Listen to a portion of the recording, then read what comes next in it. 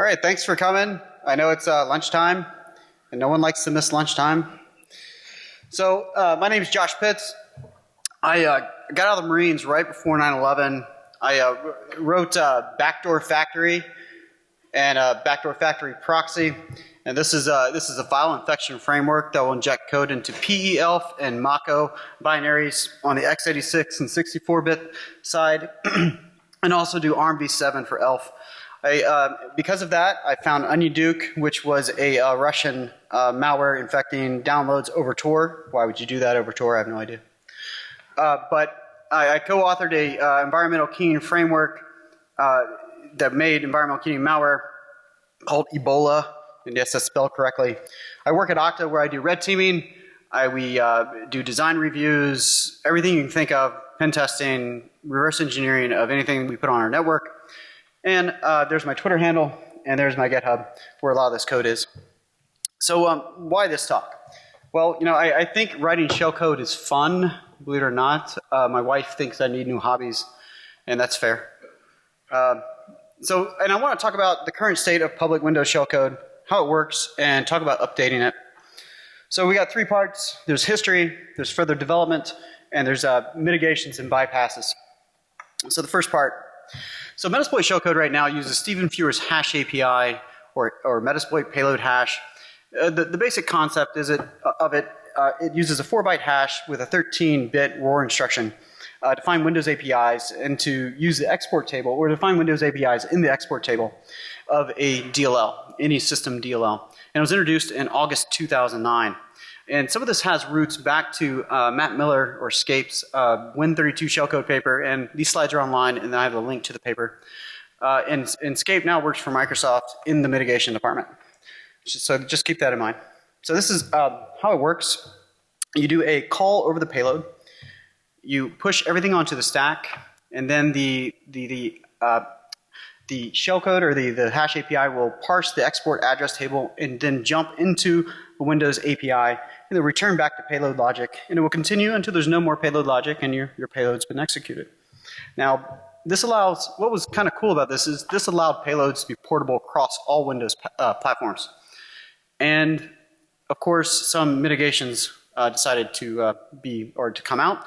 You have EMET or EMET, this was obviously by Microsoft, and then you have Peter Benia.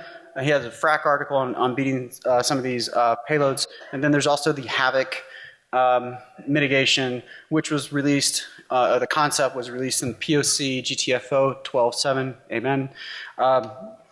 And Havoc stands for Halting Attacks via Obstructing Configurations, and this was funded by DARPA, Fast Track, and it's by Digital Operatives. And what it did, it threw a DLL up into the loaded module list of the DLLs, and what it did, it basically pre-computed collisions for this 4-byte ROR, 4-byte hash ROR assembly. Anyway, so what it did, it made these collisions, and it actually worked pretty well. So there's also the EMET caller in EAF protections. Remember, the shellcode was introduced in August 2009. And the EMET EAF protection was introduced in 2010. And what this does, it protects kernel 32, NTDLL, and kernel base from being able to read that. And then also you have the caller protection, which is really more restricts ROP-like calls, but Stephen Fewer's hash API actually would trigger on this also. Basically, you cannot go into a Windows API via a RET or a jump. It had to be basically a indirect call. And as you may have heard, EMET is end of life. It's supported through July 31st next year. It still works, but it's being reintroduced into Windows 10 this fall, and we're going to talk about that. And it does still work. I mean, so this is the protection. This is the Tor exploit that was targeting some people that were doing illegal things on Tor. Nobody does that. And it basically flagged on a stack pivot mitigation. So EMET still has some relevance in the field, right? So bypassing EMET. There have been a couple public bypasses, and Skyfer had or Skyline used a method to make EMET think that the code was valid reading the export table, going into the export table. And then you have Peter Bonilla, and he would, when Emmet used hardware breakpoints, he would erase them, essentially. In offensive security, they had a bypass by reusing code within Emmet itself. Now, the caller bypass, like I said earlier, if you have the handle to a Windows API, all you do is move it into a, there's a couple ways to do it. Well, all you do is you move it into a register, dereference the register, and then you can call it directly, or you can do an indirect call. I think it's shorter to do an indirect call directly. I think it's only 2 bytes. So knowing this, back in May 2014, I put import address-based payloads into BDF, and they worked just like compiled code because I realized the closer you are to working like compiled code, the harder it is to stop you with any mitigations, and it also makes you harder to see for antiviruses. So I added these in May, and then December I wanted to see if I could use a concept in exploitation. And I wanted to use the import address table. So I looked for some prior work. Scape's paper, again, I used that. I looked at that. There was an import address table payload that he had, but there were some issues with it because he used the export table to get to an API, a load library A, and then he would use that to get to a DLL and then use the import table off of that. And it was, I think it was hard-coded to a certain version of the system DLL. And then Peter Bonilla, he had a import address table parser. I decided to use that, but just for reference, the first known, I guess, use of the import address table for something malicious was a virus from 1997. Okay, and it was not really an exploit, it just used the import table directly. So it was a file infector, and it would just use the import table. So this is Peter Bonilla's point of concept.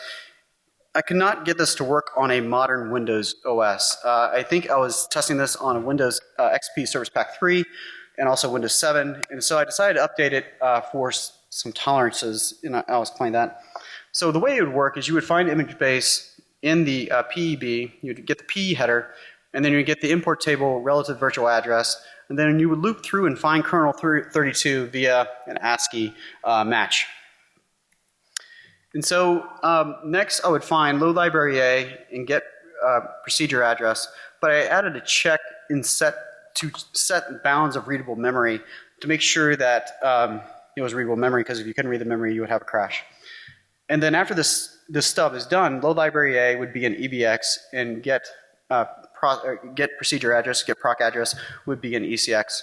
And I bolted on a reverse TCP shell, and this bypass caller and EF checks really easy.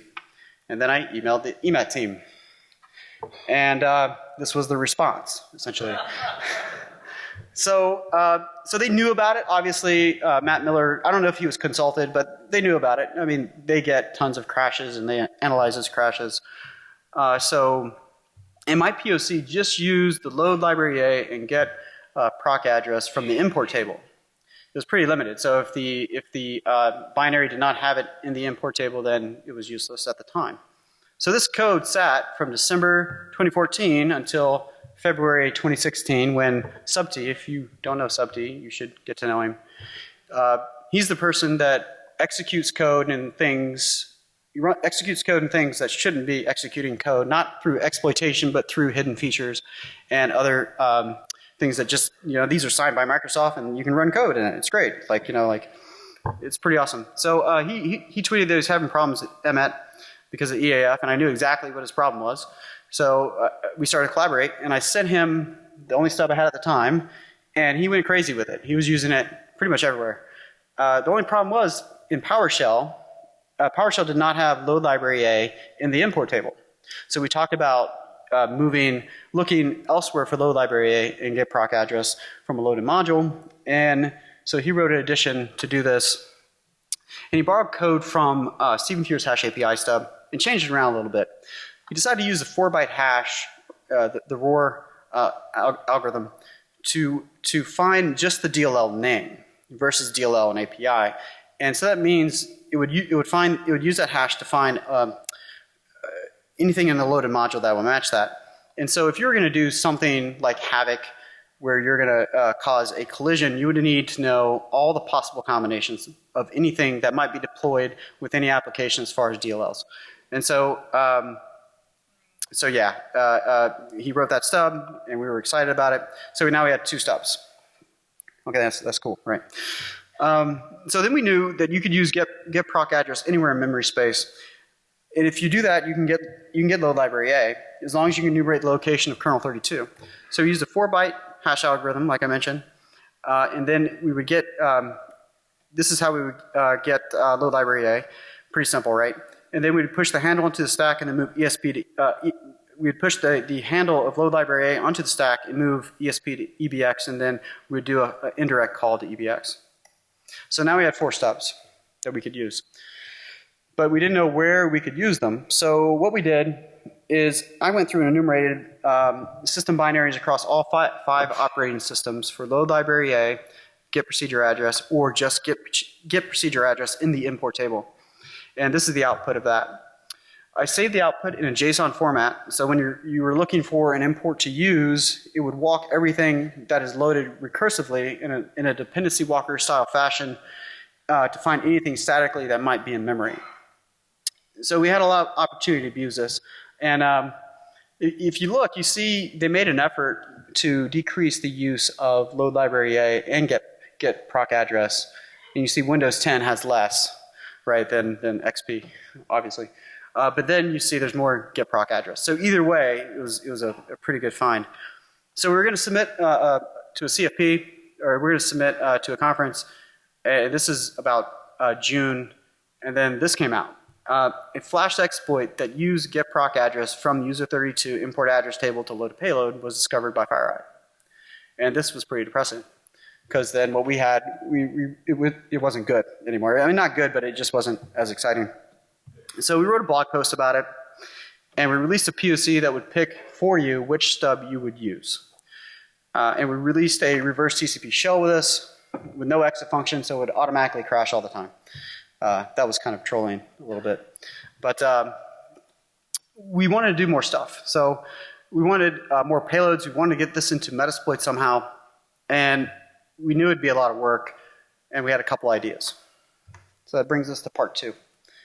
So I had 2 ideas. Remove Stephen Peter's hash API and replace it with something else completely, or build something to rewrite payload logic for use with the import address table parsing stuff. So I decided to rewrite all the things and do it automatically and magically. And this is how Metasploit payloads work. You push everything on the stack for x86. So you push everything onto the stack, then call the hash API with a call EBP. So I had a workflow. I used Capstone for disassembly, Keystone for reassembly. The only thing that I had issues with was protecting the saved load library A and get proc address from being clobbered because of conditional instructions that would pick a path, and then I'll lose context. And I worked on this for 5 days straight for about 12 to 15-hour days over Christmas. Not on Christmas, but over the Christmas holidays. And when I solved one problem, more appeared, and there was a point that I crossed it, and where I could probably just rewritten everything, or at least get a good, or at least have a good POC of things to show for my work. But really, I had nothing, so I decided to burn it down. So the next idea was to take the hash API and the actual payload logic, remove the old hash API, use one of my import address table stubs, then an offset table. So I had some requirements. I needed to support read execute memory, just in case I wanted to use this at other places that weren't read write execute memory. I wanted to keep it small as possible. I want to support any Metasploit payload that uses Stephen Peter's hash API. So I had the same 4 steps. I would take inputs in, disassemble it, capture the instructions, or capture the blocks of instructions, capture all the APIs. I would build lookup offset table, and then I'd find the appropriate import address tables for the executable, and then there'll be an output table. Output to different types. So even if the user does not provide the DLL they're looking for, this would do it automatically because of all the JSON output that I've saved. So this is what I came up with. So you would take the 4-byte block hash used in the API to parse the export table, but now it's going to point to the APIs and the DLLs that were going to be called, and those are going to be in a string, and they're going to be null terminated. So, for example, you have the first hash, right? It's 4 bytes. And then the DLL offset, if it matches, is going to point to kernel 32. And then the next API is going to point to winexec. So you have the next hash, points to kernel 32 again, and then it points to the next API, exit thread, so on, so forth. So you do, because I unique the string, you do have some overlap and you can save some space. So this is the logic for parsing the lookup table. Basically, I jump over the table, I move the first hash into the lookup table, and I continue until I find a match. If found, I move the DLL offset into AL, I normalize for memory, and I use load library A to load the DLL. And then I save the DLL handle, I put the API offset in AL, normalize, and use get proc address to get the win API handle. I prepare the call to the Windows API by clearing the stack. I save EAX down the stack for recovery on pop AD. Then I save the return address to EBP. Then I call the Windows API. On the API return, I fix up EBP to point back to the beginning of the import address table stub, and then I return back into the payload logic. So this is how it works. I jump over everything into the payload logic that comes with Metasploit, and then I I do a call into the import address table stub. And then the lookup table goes into a Windows API, returns back into the lookup table, and then I go back into the payload logic. I just continue until done. So the initial POC to write the lookup table took about 12 hours, and then adding all the workflow and the stubs took about another 12 hours. And it took a while to get the tool where it's at, but I'm really happy about it. So now that these API hashes are they no longer hold reference, they're now meaningless. Okay, after it goes through and we figure out what they are, they're meaningless. And I found that AVs depend on them for signatures. So what happens if we just randomize them? It's pretty fun, actually. So I got a demo of that. Let me do this properly. Everybody see that? Okay. Okay, so all I'm doing here is just doing I'm just outputting to file a reverse TCP shell from MSF Venom.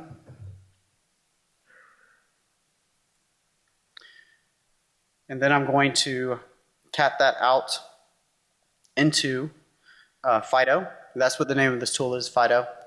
And I'm going to do a load library A, get proc address. I'm going to use those out of the import table of the main module, and I'm outputting that to file.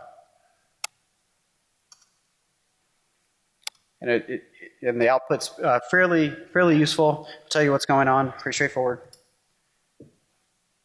And now I'm going to use backdoor factory and infect TCP view. And I'm going to put that on Windows 10. And there's Windows Defender.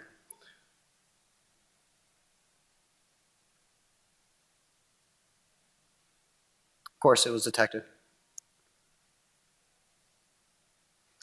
Now I'm going to do the same thing, but I'm going to use M for mangle.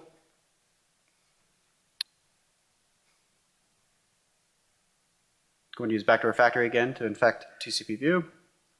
I drop that onto disk.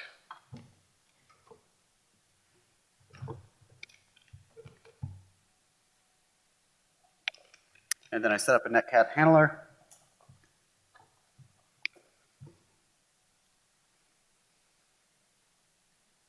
And then no detection.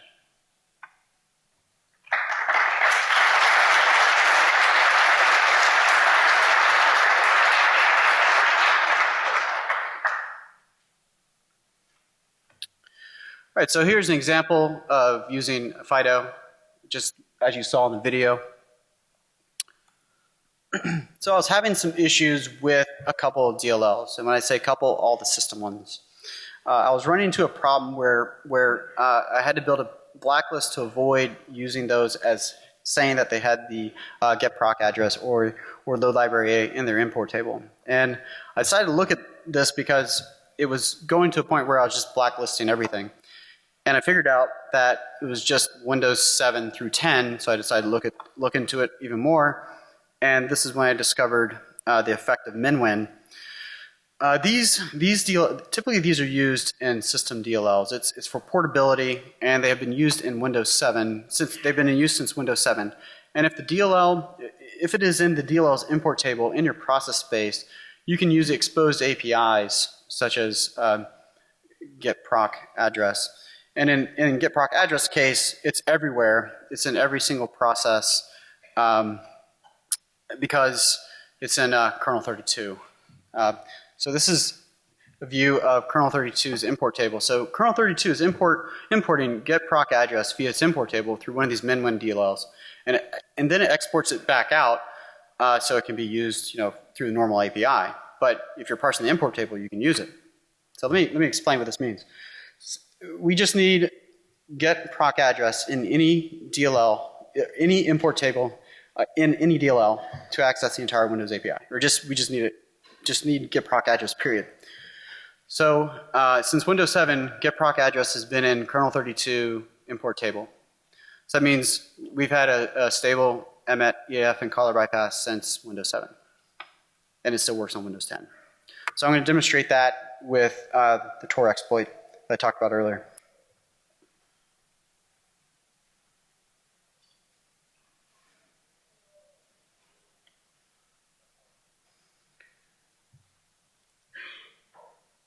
All right, so what I'm showing here is I turned off the stack pivot mitigation just to show that EAF will flag as far as the mitigation.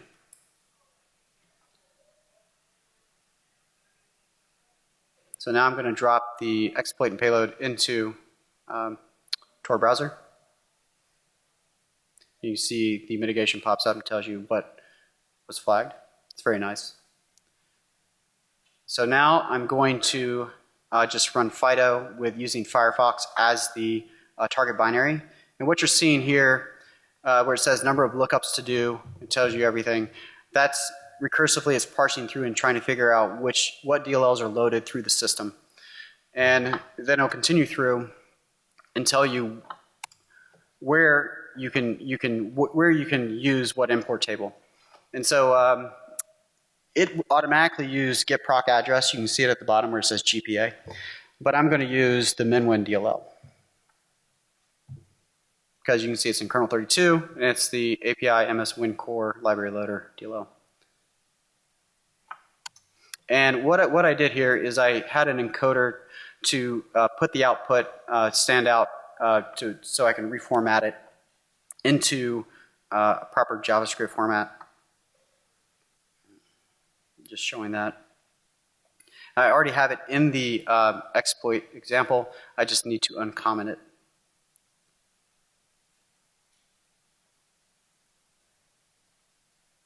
This is a calc payload. I'm restarting the Tor browser.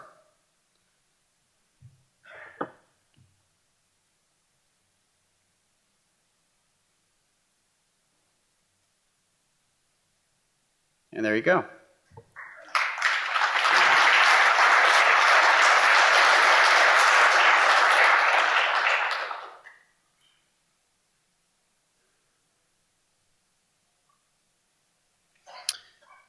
All right, and so these payloads were introduced at Recon Brussels back in January 2017. For DEF CON 25, I'm releasing 64-bit payloads, and that brings us to mitigations and bypasses. So I opened up a GitHub issue to incorporate these import address table payloads into Metasploit. Part of what I was offering to do was to release these 64-bit stubs to help with that process. And if my talk would have ended here, right here. However, 3 months later, after my GitHub issue submission and 5 weeks before this talk, the EMET protections are being added back into Windows 10, implemented via the kernel. Additionally, Matt Graber pointed out to me that there's now a import address table mitigation, which is, this was my reaction. Just flipping tables for days. Yeah. So how does the import address table filter work? Well, so I had to download the preview edition. This is coming out in the fall, by the way, officially, but you can get it in the preview edition. So first off, they're not enabled by default. You have to go through and click through, enable everything. But what it does is there's a pointer to the import name, and they zero that pointer. So at this point, the thunks are still there so that compile code can work, but at this point you're driving blind. And if you're driving blind, you're probably going to crash at some point. And yeah, it's pretty awesome. So, but you know, the funny thing is I knew that something like this might happen, so I had an ace in my pocket. So this is kernel 32 entry for get proc address. And on the next line is get proc address for caller. This was introduced in Windows 8. It's exported by kernel base and then imported by kernel 32. That means it's in every process. It works very similar to get proc address. It's not filtered by the import address table filter yet. And this is how it works. You just add a 0 on the end, and that's exactly. Yeah, way to go, guys. So yeah, so I've added this into Fido, and you use it basically use it through extern GPAFC. So I got a demo for that real quick.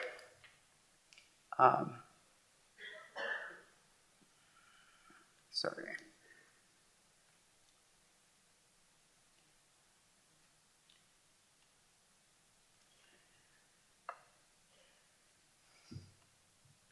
All right, so what I did, let me just, I don't remember. All right, so what I'm doing here is, so I'm just taking a 64-bit reverse shell from Metasploit, and I'm using just get proc address, and then I'm passing it into backdoor factory, patching who is 64, and then I'm going to throw that onto the operating system. Now, I do not have the protection enabled yet, just to show you that the protection does work.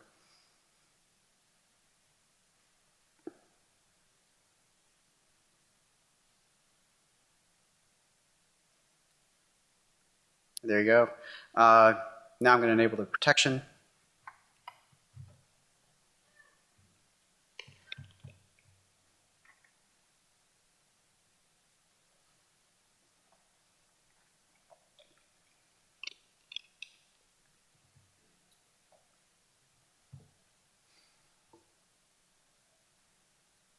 And then it's going to take a second to crash, but it will crash.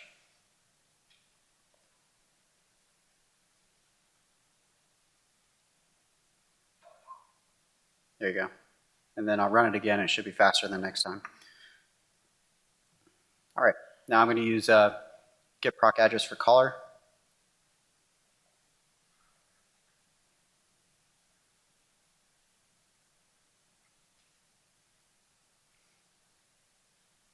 Put that on disk.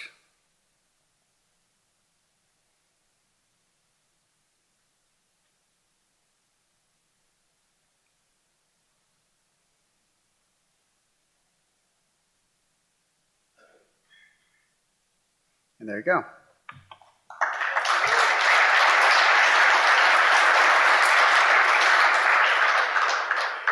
So I did let Microsoft know about this.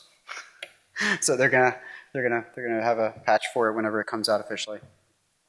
Because since they were making an effort to make it an honest try to fix it, then I decided to let them know. So now what? Now we can't parse the export table or the import table. Is it possible that you could find more APIs that are not filtered that could give you some useful information to get proc address? Yeah, probably. Or what if we didn't use the import table or the export table? So let's think about this real quick. In modern user space Windows exploitation, you have to bypass ASLR dep and other protections. And on top of that, your exploit is most likely to be tailored to a specific version or versions of software and operating systems. So why shouldn't your payload be targeted also? Why does a payload have to work on every operating system from XP to Windows 10, right? Why not make it targeted to that specific version of application? So the way you would do that is you would go to get proc address directly. And the way it would work is you take PEB image base, and that's easy to find, and then get proc the offset for get proc address. And that's going to be version dependent, and the offset can be found during exploit or payload development. And this can be in the main module of the main program, or it can be in any application specific DLL. So I would not target system DLLs because those change very often. So if there's a DLL that has the same offset for a number of versions, for let's say they depend on OpenSSL for something, and they don't update the OpenSSL binary, even though you're not exploiting OpenSSL, you can use the get proc address offset in that DLL across multiple versions. So, and it does save code. So this is the import parsing table code to find get proc address, just to get proc address. It's a fair bit of code, but if you know what get proc address offset is going in, that's how much code it takes, obviously, right? So so what if you had more? What if you couldn't find a single get proc address in one DLL? Well, what you would do is you would find a DLL that was consistent across all versions that had a get proc address, and then you would diff the binaries across the different versions, diff the DLLs across different versions, and then you would make a similar lookup table so that you could use the diff sections to figure out what version you're in, and that would be associated with the appropriate offset table. So I have an example of, not of the actual diffing process, but I have the example of using an offset for get proc address either within the main module program or the external offset of a DLL, right? So if anyone wants to help me develop that or engineer that system, please find me. I'm easy to contact. I'm on Twitter and I have an email address. But that sums up my talk. Any questions?